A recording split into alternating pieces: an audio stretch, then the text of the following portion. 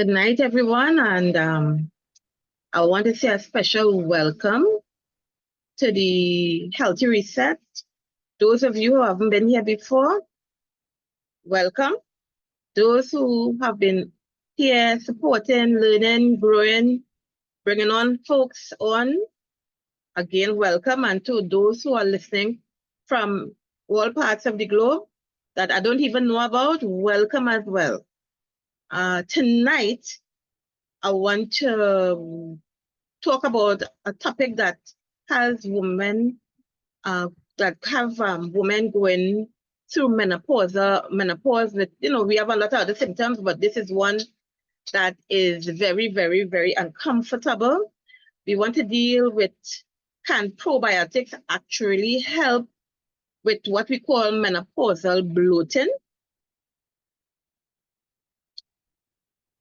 So bloating. Today we are talking about something many women whisper about, suffer through, or just accept as being a normal part of the changes of going through this transition called menopause. So welcome to the Healthy Reset, where we unpack the science, stories, and subtle behavioral shifts that can make navigating menopause less frustrating and more empowering. Remember, we are here about knowledge, and this is another way we are bringing knowledge to you through this topic. I'm your host, Nurse Maria. We are not talking about the post-cheeseburger or roti or fries bloat, or that from PMS, the PMS, which the premenstrual syndrome kind. I'm talking about the kind that sneaks up midday, makes your waistband feel bigger than usual. It leaves you wondering if your gut is at war with the rest of your body. If you're wondering why your digestion feels off, even when you're supposedly doing all the right things, you're eating healthier than ever, well, you're not alone. And if someone's told you probiotics could help, you're probably wondering if it's real science or just more wellness marketing or wishful thinking. So let's ask, can probiotics actually help with menopausal bloating, or are we just adding an expensive bacteria to a system that needs something deeper? So I want to bring this story about Sharon, which is a common struggle. Sharon is a 52-year-old. She's a mother of two, and she works full-time. She eats mostly plant-based, walks every morning. She doesn't smoke. She rarely drinks. She meditates daily, and she feels bloated every single day. She wakes up feeling light. By 2 p.m. though, she describes her abdomen as feeling full, tight, swollen, and sometimes even sore. She doesn't eat more than usual. She's not constipated. She's tried cutting gluten, dairy, soy, sugar, and processed foods. Nothing has changed. A friend mentioned hormones. So her GP mentioned stress. A neuropath mentioned to her, well, probably it may be leaky gut. And the internet, well, it suggested probiotics with names like gut reset, digestive harmony, floral or flora balance. Sharon was curious, but she was overwhelmed at the same time. Her story isn't rare. In fact, the number of women experiencing digestive issues in menopause is much higher than we previously believed, which means we need better answers. So why does menopause affect digestion in such a big way? Menopause, is a cascade of changes. While we often focus on hot flashes, mood swings, sleep loss, digestive shifts deserves an equal attention. So here's what's happening. As estrogen and progesterone decline, the smooth muscles in your gastrointestinal tract become less and less efficient. This slows down digestion. You may feel your gut feel fuller and feels fuller for longer periods. You experience more gas. You retain water differently. The decline in estrogen also reduces bile production, making fat digestion more difficult, hence the reason, difficulty losing weight. Plus, aging reduces stomach acid, further impairing your ability to break down proteins and absorb minerals like magnesium, iron, and zinc. Now, these changes can lead to indigestion, constipation, and yes, bloating. And it gets more complex because menopause doesn't just affect the gut mechanically, it affects it hormonally and microbiologically.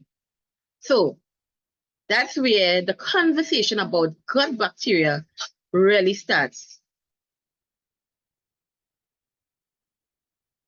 What is going on inside our guts?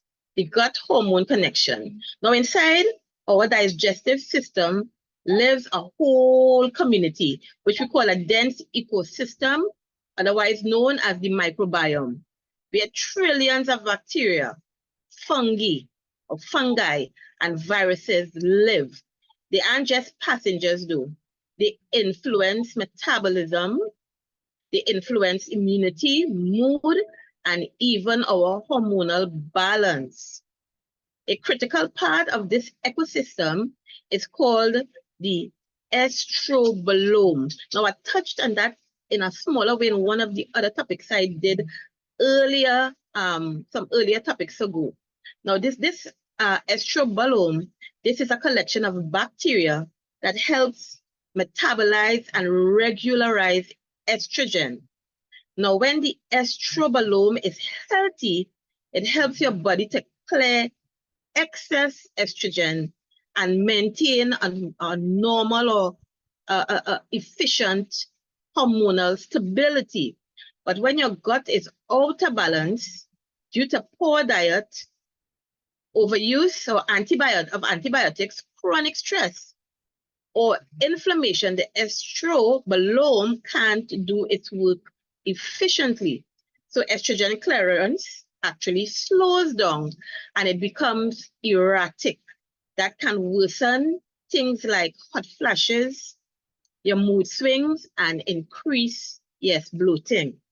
Now, this is one reason why menopausal women can benefit from targeted, what we call targeted gut support, and why probiotics have become a focal point in the conversation.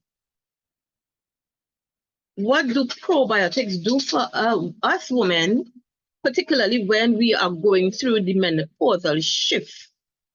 So what are probiotics really? What are they?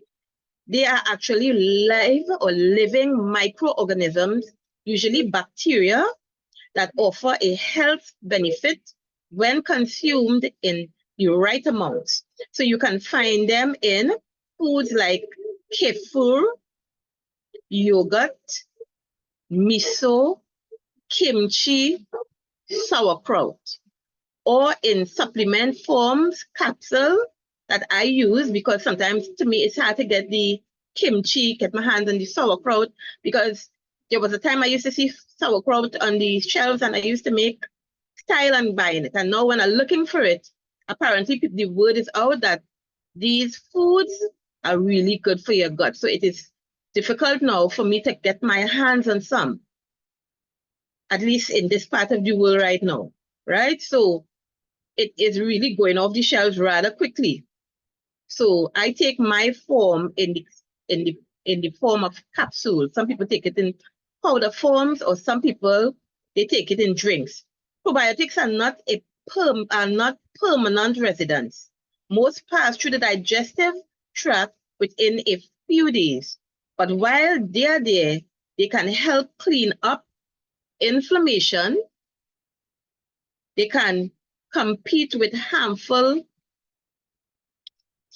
microbes and improve the environment for beneficial, which is the beneficial good bacteria to grow. So there are actually different strains of bacteria in our gut that serves different purposes. And after I finish this part, I will invite Dr. Khan to come back on. So the different type, let me just go through the different strains and I'll put Dr. Khan on. Different strains that serve different purposes are the Lactobacillus acidophilus, which supports digestion and nutrient absorption.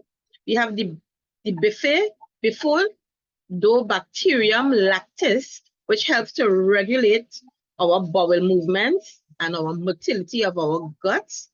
And the Lactobacillus rhamnosus may improve our mood swings and reduce intestinal inflammation. Not all probiotics are created equal though, and not all are effective for everyone. So the key here is matching the right strain to your symptom and your gut profile. So I'm going to put you on to Dr. Khan now, who will talk about a program that we have coming on. Dr. Khan? Hi everyone. Good evening, everyone. So I'm going to hit stop and just record for a sec. And I must say, ladies, as a continuous advocate for this program, I myself, I am going back on it because my bloating has gotten even more challenging. And I think that this program is one of the only ways I can get this bloating under control. So as you know, your menopause develops, I believe that there are other things that can you could interject into the program, right? This program to make it more effective, right? So right now, actually, I'm dealing with more bloating than usual. So I have adjusted a lot of my eating. I have introduced more anti-inflammatory foods, even cut down on sugar. I didn't think I should cut down on sugar even more. I've cut down on my sugar even more because, honestly speaking, I was starting to get issues with my joints. And I don't know, for those of you who didn't know, we used to go up on the mountain hiking. Last year we did that a lot, and I had an issue after that. I started to get issues with my joints, didn't understand what happened, and only to realize that I had inflammation, right? That was affecting my joints. So I went back to the program again and readjusted. And I am to tell you, honestly tell you, I decreased my sugars. I added more of the anti-inflammatory foods that we have in the program that we use on a regular basis. And what I want to tell you, ladies, it's not a magical program, but from December until, let me say roughly to June or mid-June, I was in a really bad way. And eventually, I realized in June month that the pains, because I had problems going up and down stairs. My joints were starting to swell. It was actually swollen, my knees. And I did some adjustments to the same diet. And now I'm up and down the stairs and work again as normal. Up and down, moving around, normal. So ladies, this is a really, really good, I just want to advocate for it. It is really one of the better courses out there, maybe not as popular as what you see on the television, the before and after pictures, but I can tell you personally as a nurse, it is a realistic program that should do a lot of good in our system. So ladies, it's something I would like you to encourage you to do. And those of us who, because of religious reasons, cannot come on the Saturday, the programs are recorded, so you can come back, right, on the program and get what you didn't, what you missed on that day. So it's not like we have technology, and so we're working with the technology. So Dr. Khan is available that day, so he has that recorded for those who can't come on the Saturday program, and we do go back and you get all that you need to get. And then when you come on Tuesday, any problems or issues you have, you could still throw a question or two and ask him about what you missed out and things like that, or what you may want to know as well. So we want to go back to this bloating, right? And I want to go on the evidence now, what research shows about bloating. Now, a 2024 randomized controlled trial studied a group of postmenopausal women taking a multi-strain probiotic over a 6-week period. Now, these women reported significant improvements in bloating, digestive comfort, mood, and even sleep quality. Now, this is one of the first formal studies connecting probiotics used with menopause-specific symptoms, and this is important here. Other research in people with other problems like irritable bowel syndrome has also found that certain probiotics can reduce bloating, though results vary based on individual microbiome profiles. Now, functional medicine practitioners often report success.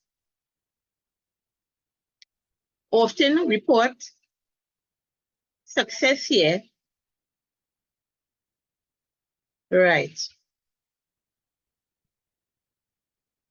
With brain fog in menopausal women. But again, these outcomes could and can be individualized and depend heavily on a person's lifestyle, diet, and let's not get stress management and stress levels. So when can probiotics backfire? Let's talk about when probiotics don't work, even make things worse. Some people experience increased bloating, gas, and discomfort when starting a probiotic, and this is often referred to as a die-off microbial rebalancing. It can last for a few days to a week, and typically it resolves itself. But for others, it's a signal of what we call a mismatch. For example, people with small intestinal bacterial overgrowth, which we call SIBO, often worsen when they take probiotics, especially if the bacteria colonies are too high, are too much in the gut.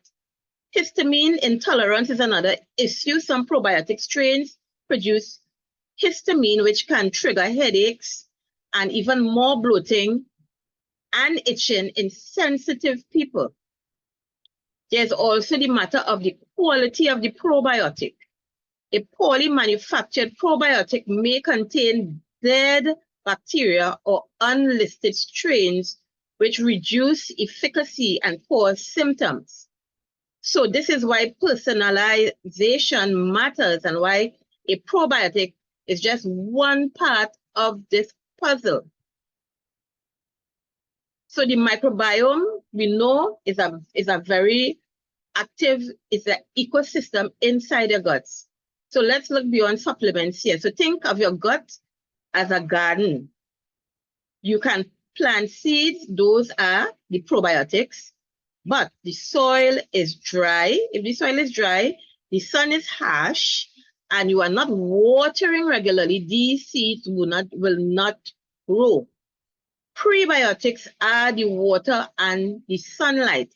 So they are the actual fibers and resistant starches that feed the good bacteria in the gut. So what are these prebiotics that I'm talking about? We're talking about foods like garlic, because I know some people may not be able to eat garlic or onions, but these are some of the foods that have those prebiotics.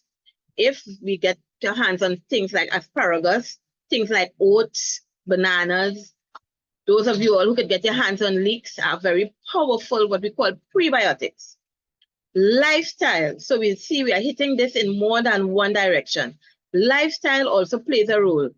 If you're not getting enough sleep, if you are not getting your stress under control, you have high stress, If you're having a sedentary lifestyle, not moving around much, not exercising, what we call a couch potato, and you eat ultra-processed foods that disrupt the microbiome, a lot of highly processed foods, sugary foods, foods like that, that would, even if you're taking probiotics, this would disrupt the natural flora of the gut. So to truly support your gut and reduce bloating, you need to think ecosystem. This includes diet, right? We know which is a good, healthy, balanced diet, enough hydration, fluid, water, stress management, movement, and time.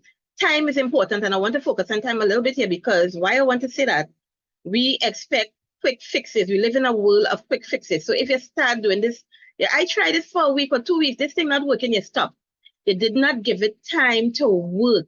And time is essential if you want the probiotics to work with your guts. Remember, it took time for your guts to become the way they are, and the way they are not functioning well. It will take time for your guts or your body to reprogram itself. So you need the time. So let's get practical here. What are the real world nudges that can help someone like Sharon and maybe you and myself feel better? Start low and start slow. I want you to get these words in your mind. Start low, start slow, have patience with yourself, have patience with the process of change that your body will be introduced to. So begin with a low dose probiotic, which is between 1 to 5 billion EFUs, which increases only as you are tolerating. So don't go and get one with more than 5 billion and it starts so strong, it may be a shock to your system. So start slow and low and give your body time to adjust.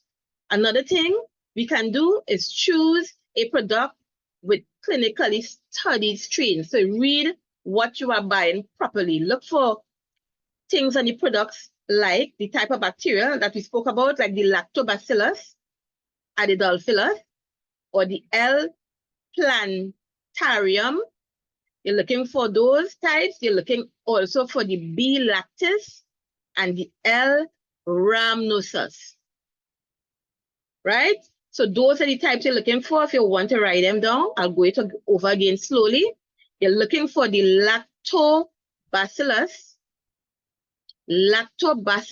acidophilus. You're looking for the L. plantarum. You're looking also for the B.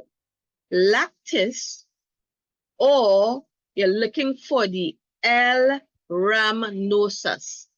Now, those of you who didn't get it, you could also go over again this recording and get the names of these so that you would know you're choosing the right strains. Right, what again can we do? Add prebiotic foods to our daily schedule. Add prebiotic foods. What are some prebiotic foods we can add to our daily diet? Think cooked. Think cooked onions, oats, and you can have bananas. No, I didn't say cooked bananas, right? So cooked onions, oats, or bananas. And timing is right. So take probiotics. When should I take my probiotic? It should be taken on an empty stomach unless otherwise directed by your doctor, or on the box itself or on the container itself. So usually you take probiotics on an empty stomach unless otherwise directed. That's how it works best. Track your symptoms. How am I feeling? Give yourself some days and let a week pass, and every day you track how you feel as you take it, so you would know whether or not your body is adapting to it in a positive way or if your body is rebelling. So track your symptoms. So use a simple notebook or an app to observe the changes in your bloating. Observe your bloating, if it's coming more, if it's coming less. Observe your mood, how it's affecting your mood, if you're more moody, if you're more grumpy, and see how it also affects your energy levels. If it has you feeling more tired and listless, and your energy levels don't seem to be coming better, track these symptoms. What again can you do? Support what you're doing with your lifestyle change. Remember, I told you all earlier, time here is what is important. Don't expect a quick fix. It did not take a day or month for your system to get like that. It actually took a longer period. It took probably some years. And then when your body became overwhelmed, the symptoms manifested. So have patience. So support with lifestyle. Aim for moving daily. It could be 10 minutes.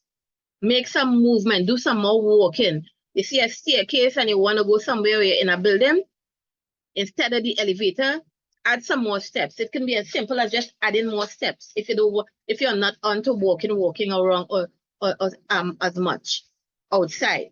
You can also get a program online, which are a lot of walking programs online. Get in that, walk on the spot exercises, look for 10 minutes. You could even break it down. If you want to do a 20-minute, 10 minutes in the morning, 10 minutes in the evening, according to how your time or your schedule is, right? Aim for daily movement. Increase your hydration, your fluids, your teas, and obviously, I would say sugar-free. Mindful meals, whatever you put in your mouth, note what you are eating and how it affects you. And reducing, I have to add in this part, reduce your sugar and alcohol. For those who use alcohol, right? Reduce your sugar drastically, right? And I'm not saying not to have any sugar, because we know we need carbs in our diet, right? And carbohydrate breaks down into sugar, but try to have more complex carbs. Like you have the brown rice, you have the quinoa, you have provision. Try and stay away from all the whites, the white flour, the white rice, and all these things, and have healthy carbs, right? So you know that they break down more slowly in your system, right? And then you're adding fiber to that mix as well, right? So these are some small, consistent changes that often yield results quicker than you think. So more real women and real results. Now let us look back or bring back somebody from real life. Look at Monica. She is a 48-year-old, struggled with bloating, constipation, and sugar craving. She worked with a nutritionist, added a prebiotic-rich smoothie every morning. She was consistent.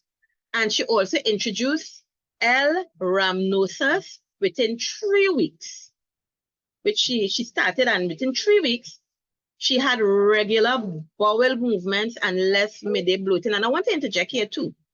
I myself was taking my probiotics and I was saying, all right, I good, things right with me now. And I had stopped for a while and I realized that I started to become gassy, really gassy. And I started my probiotics again about a month ago, and everything just settled back into what I call regularization. I had regular bowel movements. The bloating started to reduce. I started to feel more comfortable.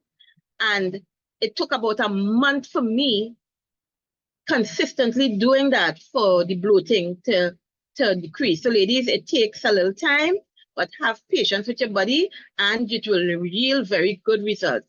And look at Miss Angela, 56-year-old, who tried 3 different probiotics brands before she realized the issue was not probiotics, but histamine intolerance. So after removing fermented foods and switching to a low histamine strain, her symptoms improved drastically. So ladies, everybody is not the same. Results will vary according to what the needs of your body are. So you have to check and see the responses. That's why I say right. And so you would know if the certain strain in the body may or may not be agreeing with in the back probiotic may or may not be agreeing with you. So note the changes. Look at Miss Jones. She's a 61-year-old. She thought probiotics was scam, but after making dietary changes and supporting her liver with bitter greens, a lot of green, Carili, watercress, and targeted probiotics, it helped her to feel clearer and less bloated than she had in years. Now, these stories proved that gut healing is a process, it's not a prescription. It takes time. And ladies, we have to be patient with our body because we are already going through this transition called menopause. And then we have other issues like bloating and these other issues. So we have to really be patient with ourselves and not get frustrated. Just be consistent and be patient with ourselves because our bodies are actually going through a lot at this time. So can probiotics help with menopausal bloating? Yes. For many women, they provide noticeable relief, but only when used wisely with the right strain, dose, timing, and lifestyle support. They are not a miracle cure, but they can be a gentle nudge in the right direction. So if you're feeling discouraged, overwhelmed, remember your body is not broken, it is evolving, and your gut is asking for a little attention, not punishment. Start where you are, choose one habit, one shift, one micro change, and build from there. So small, consistent movements.